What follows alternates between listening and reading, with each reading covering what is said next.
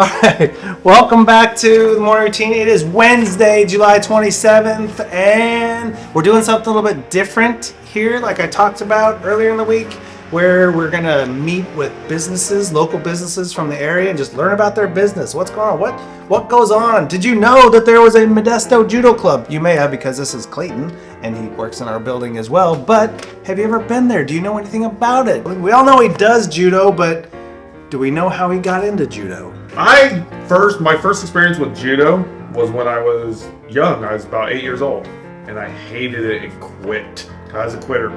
I just didn't like it because the school I went to in the Bay Area was kind of boring.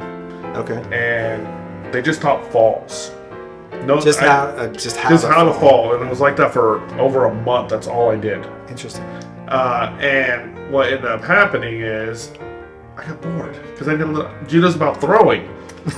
As an adult, I've learned how important the falls are. So it's like, thank you. It made it easier when I transitioned later. It's like, oh, I get it now. Yes, because judo goes two ways. There's the thrower and there's the faller. Yeah. Half the time or more, you're the faller. So learning how to fall is very important. The first lesson you learn is how to be thrown and to stand back up. Yes.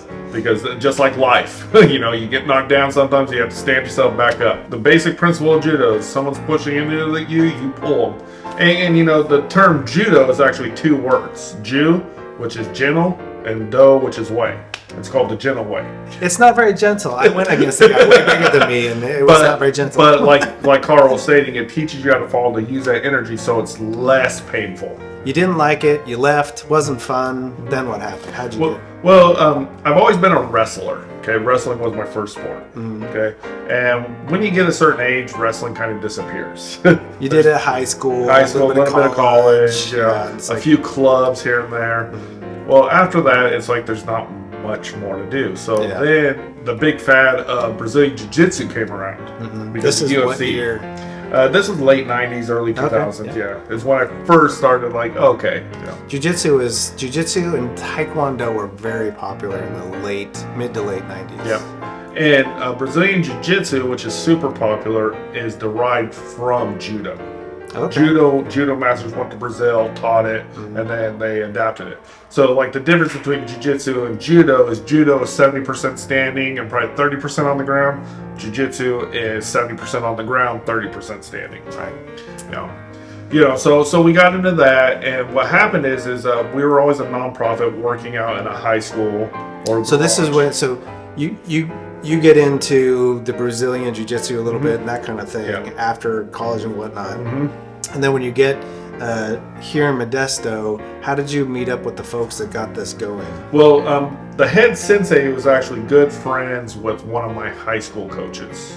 Okay. And they were friends, and they did judo and jiu-jitsu together. And they started a club. We started a club at the time it was called USA Storm. Okay. And it was around for about a year and a half maybe. Then they separated and went their ways. We did a lot of no-gi grappling, no-gi submission jiu-jitsu kind of stuff because it's closer to wrestling without the big jackets on.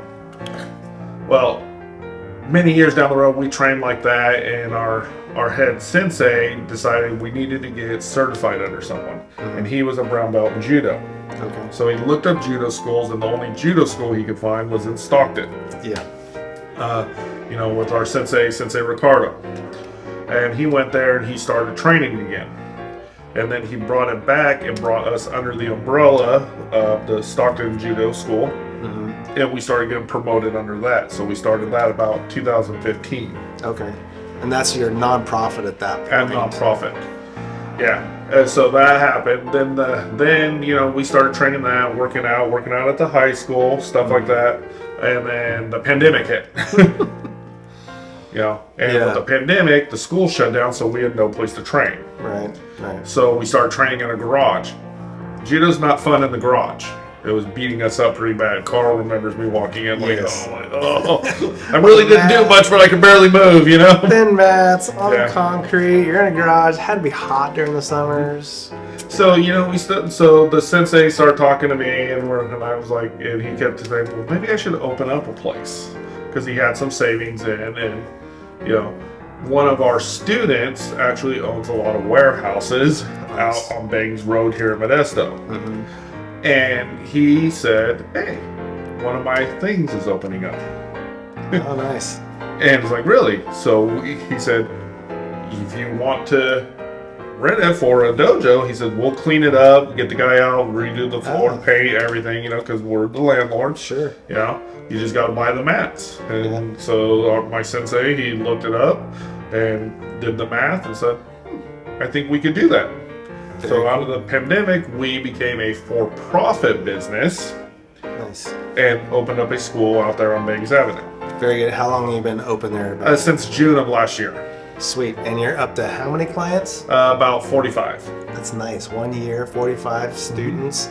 It's pretty amazing. It got high. Because anything like that, any sport, it goes like this with people. People come and go. Yeah. But that's so pandemic sucky, but some great things came out of it. And judo is one of those things where it's a really, really fun sport because it's very active.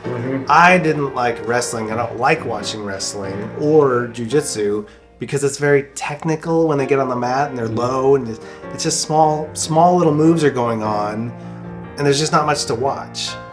But the judo, there's lots of stuff going on. There's lots of movement and action, and the throws are really cool, and they're moving around the mat and stuff, and it's a lot more interactive, and it's big moves. I mean, in some of the throws, you'll see feet going in the air, and dudes actually like, whoa! Yeah, you hear a big boom. I remember a tournament I competed in, I threw this big guy, and you just hear the crowd go, ooh. Because it was on the basketball floor, you know, the man, you just hear, boom. You hear that echo in the gymnasium. Then you hear. Yeah. So it's a lot more interactive and fun and whatnot. The crazy thing for me is that judo is not that well represented. It's not. You can't find it. You're probably one of none in Northern California, except for in the Bay Area. There might be a few. It's only us from Fresno. Fresno has a school, big school, and Sacramento has a big school. Between there and from Reno to the Bay Area, we're it. That's crazy. Yeah. It's just insane because judo's really cool, but what happened, do you think, that causes judo to, because it used to be one of the most popular ones in the it's still really big in the Olympics. It's one of the better, like wrestling's not great to watch. No, I was just watching a wrestling match this morning and there was like no fans in the stands. Yeah, it's not. And these guys are high level guys, and it's beautiful wrestling, and there's like no fans, even though it's one of the most practiced sports in the world. Judo is one of the most practiced sports in the world. In Europe and most of the countries, it's usually number 2 to soccer. Yeah, it's really popular in other countries. And I think part of it has to do, back in the 80s, a couple things happened. The NCAA, which is the National Collegiate Athletic Association, approached judo to bring it into the university. Some people wanted to do it. Yeah. Well, a lot of the judo schools wanted control over it, the judo organizations, and there's infighting because there's like 3 organizations in the United States. We're never good when there's multiple heads to a beast, Yeah. So they fought and didn't want this, didn't want that, so it ended up not happening in college. And then number 2, the worst thing that happened was a movie called The Karate Kid. It made karate skyrocket up. It needed to be the judo kid. If it was the judo kid or something else, that would have, Which probably would have been more practical because a lot of the Karate Kid stuff was very like the tamest, safest, insane karate, which doesn't really. Yeah, it wasn't like a full contact karate or anything like that. Or legit Okinawan karate, Yeah. They would have been better. It would have been a much more. They should remake it and call it the Judo Kid. Yeah, they could. Yeah, so judo is a very grappling sport, and what happens is it actually benefits people like me who came from a wrestling background, right? Because it's grappling. So wrestlers translate very good to judo. Yeah, because it's a lot of tugging and pulling and pushing, balance. And, the 3 basics, the basic things of a throw in judo are kazushi, which is breaking balance. Okay, because that sounded like food. Yeah, sakuri, which is entry positioning, and then kake, which is the actual throw. Right. The execution of the throw. Got it. And that's all wrestling, but with a jacket and pulling. Right. And a little bit of little bit more flair to it. Yeah, a little more oomph. So Modesto Judo Club, you guys are here in Modesto. There's nobody else to go to, so you might as well, if you're interested, try it. But all levels of levels. We have from white belts to black belts there. We have 2 different classes. We have the kids class, which is 5 to 12-year-olds, which I coach. And then we have the adult class, which my sensei coaches. I just pictured Clayton, 6 foot, what? 6'4", with a 5-year-old at, maybe 3 feet tall, 4 feet tall. Yeah, it's like, they look up like this all the time. I usually have to squat down and talk to them, so it's not so intimidating. He has to lay down on the mat and talk to him. Yeah. That's just a funny visual. And the only reason I'm successful with them is I do have a lot of good helpers from the adult class that come and volunteer and help. Yeah. Because if it was just me, it'd be very difficult to teach because of the size difference. Yeah. So all levels of skill, and then all levels of age for the most part. And what's coming up for you guys? You have we have a couple of tournaments coming up. August 27th, we have one up in Seaside near Monterey. Cool. And then we have one on September 18th in El Cerrito, which is a little north of Berkeley. We're super excited because it's been really rough due to the pandemic. There were no tournaments. Yeah. If you recall, back in April, I went down south because they had one. Yep. But we're getting them back here, and we're super excited because that's what our kids need to grow. So you got about 45 people in the building now. You got some room for growth. Oh yeah, we could grow up to probably 100 students into our school with the space we have now. But there's always room to grow and expand our dojo also, being that our landlord's a member. Very cool. All right, Clayton. Well, thanks for coming in and tell us all about the Modesto Judo Club. If you guys have any questions, you know where to find me. So cool. Thank you for coming in, talking about the Modesto Judo Club. We'll put some information out there for you. Coming up is our good friends, and then after that, we'll have Alex in here to talk about sports, because we are on the very slow down slope of the end of baseball season, but we're coming up on my favorite season. He says favorite now until he starts whining because they're not going to be any good. Yeah, but we still love it even though we lose. So anyway, that's coming up in just a little bit.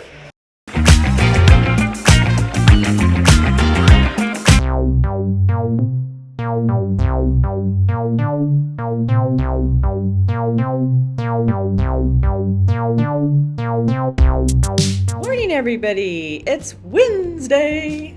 Hump day. Yes. Oh, and I realize it's the last week of the month. This is the last Wednesday. And today's national day is, I'm going to go with food here again. It's National Creme Brulee Day. Does anybody know what a creme brulee is? It's this really yummy, like custard, and then you put sugar over the top of it. You take like a little blowtorch. I have this cute little blowtorch, and then you torch the top of the sugar, and the sugar all bubbles up, and then it gets hard, and it puts a shell over the top of the custard. And the custard is just, it's not like, nothing like pudding, let me tell you. It's just this really silky custard, and you can have it in different flavors, but the vanilla's the best. And then you crack the top of the sugar, and you get that with the custard, and it's just divine. If you've never had it, you've got to have some. You can make it at home. It's not for the faint-hearted and the beginner, because if you don't have the little blowtorch, then you got to put it in underneath the broiler at home, and it just really sometimes doesn't, it's too hot, and then it makes the custard water.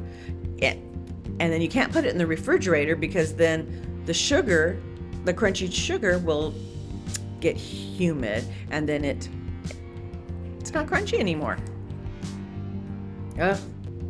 So much about creme brulee.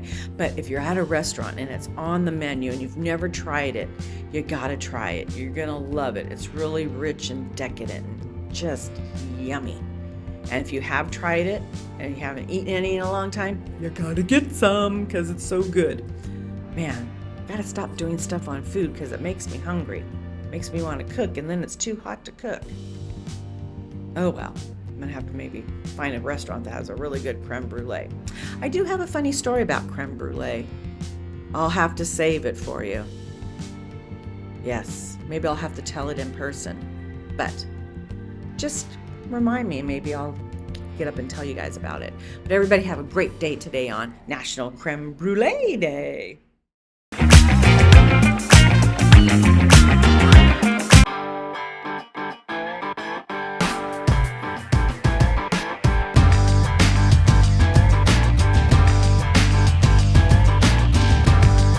Hey, everybody out there. It is Wednesday, the 27th, and I've got a special guest here with me today, Mr. Cottrell. Say hi, man. Hello, guys. All What's going on? all right. So we're going to do a little sports today, and we're going to go back in the bearded past with Zach and a little bit of a beard. So here we go. In 1990, NBA star Patrick Ewing weds Rita Williams. I didn't know weddings were a really huge day in sports, but obviously it was. Also, too, in this day in sports, we had Joe Tinker, American Baseball Hall of Famer, World Series 1907-08 Chicago Orphans/Cubs and manager. He unfortunately passes today. I love the name, George Tinker. And with me today, I have got Mr. Cottrell. He's got some updates on what's happening now, not back then. So, I heard that.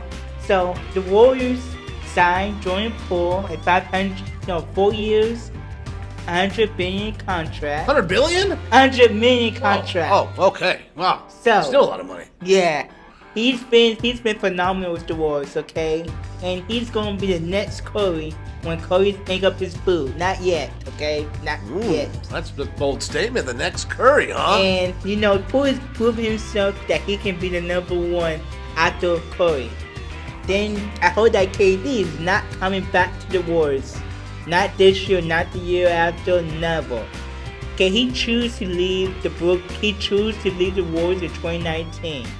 He went to Brooklyn, and he hasn't done nothing with them. So the GM is tired of KD because KD thinks all he cares about stats. He don't care about no his players. Okay, Warriors got better, and they proved that they could win a spine without KD. I agree with you there, and they did, and I agree with that 100% actually. And it is nice to see them taking that stance early in this free agency and saying, no, we don't want that KD. We're good with the team we have, and let's move forward. Yes. So thank you guys today for joining us. Cottrell, thank you for being a guest on here today. Zach. Right on. I appreciate it anytime, my friend. Thank you out there for listening. Have a wonderful rest of your Wednesday. And can't wait to go back in the past with you later on. Bye now. Hi, guys.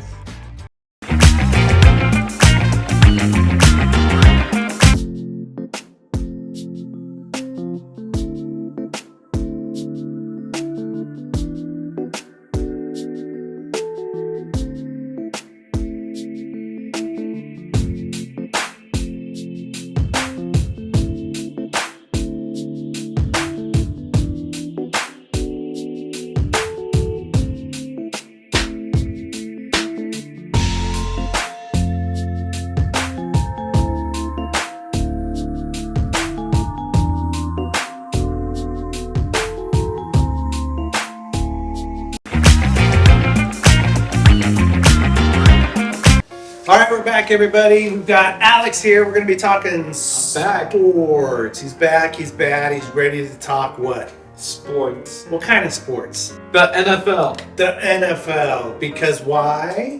Because NFL is coming back and preseason right around the corner. Yes. Starts, what is the first date of the first preseason game? I'll give you a hint. It's August 4th. The preseason games start. There's a ton of preseason games. They all are terrible and not that interesting to watch. Would you agree? Do you watch any preseason games? Well, because you watch Denver. I do watch a little bit of preseason, but I'm more into watching the regular season. Me too. Yeah, preseason's kind of because it's not really about the main players, the starters. It's really about the other folks that get in there and getting some of the newer guys and whatnot. So it's Wednesday, the 27th, July 27th. Yep. Yesterday, July 26th, that's when the training camp started. So it's cool because if you're into it, you can go on the social media pages and see cool stuff, see what's going on with the teams and whatnot. And there's a Hall of Fame game. Is that? That's the fourth. It's always the first game. Oh, the first game is the Hall of Fame game, as we're getting from one of our Producers. producer is a strong word for what that just happened right there. But I just produced information. you don't get this information. Fair enough. All right. So, August 4th, though, it's the Hall of Fame game, and then there's also the Jaguars versus the Raiders kicking off the preseason, and then the first regular season game, I believe, is September the 8th. No, it's September 12th. September 12th is a Monday. That is true. Yes, September 8th is the previous Thursday. That's the first game. That's past my birthday. Yeah. September 7th. More producing in the distance going on. What? That would be the Bills and the Rams. Bills and the Rams will be kicking off the regular season. Why September 12th, Monday, is important is because Monday Night Football. which is who? Seattle and Denver. And I am Seattle, and you are. Denver. Oh. So sorry, Carl. Russell Wilson is with the Broncos now. That's right. We don't know what's going to happen with Seattle, but we're going to have to watch that. But Monday Night Football. if you win, then I'm okay with it. Well, it's very kind of you. If you win, I won't be okay with it. Wow. Yeah. Wow. I'll come in angry. Angry. What are you going to do? Burn my Denver flag right in front of me? No, because that would be like $12 wasted. And I would hate to waste money like that. But I might say a thing like, that hurt my feelings, Alex. Does anybody know what he's talking about? No. Feel free to tell us in the comments. Just kidding. All right, so we got I'm playing preseason. around. We got preseason football coming up. I'm excited. Alex is excited. We're gonna start talking a little fantasy football. Alex knows. How much do you know about fantasy football? On a scale of this to this, how much do you know about fantasy football? I'm going to have to say this. So this, Because I don't do fantasy football stuff. would you like to get into fantasy football stuff? One day, maybe. What if you just had to pick games? I know one person that does the fantasy football, Who? and that is Mr. Joe. Mr. Joe. In this building. Joe's the only one that you know does fantasy football? Yes. We got a producer over there say, what the heck? And I'm going to say, what the heck? Yeah. Lots of fantasy football going on here. We might have something coming up. We're going to get Alice embroiled in possibly a pick'em fantasy league. It's where you just pick games. So more on that to come. Otherwise, it's Wednesday, Employment Wednesday. Get with Zach if you need to. Other than that, have a great rest of your Wednesday, right, Alex? All right, guys. Have a great rest of your Wednesday. Woo!